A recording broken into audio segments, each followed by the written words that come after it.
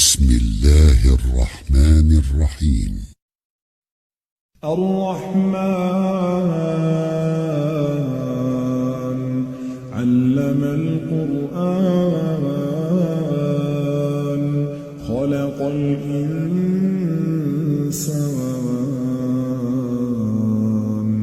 علمه البيان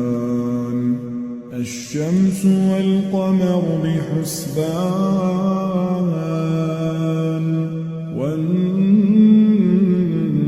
والنجم والشجر يسجدان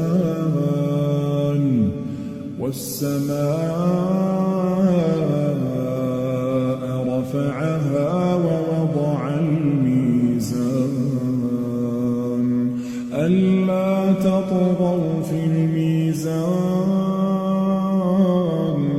وأقيموا الوزن بالقسط ولا تخسروا الميزان والأرض وضعها للأنام فيها فاكهة والنخل ذات الأكمام والحب ذو العصف والريحان فبأي آلاء ربكما تكذبان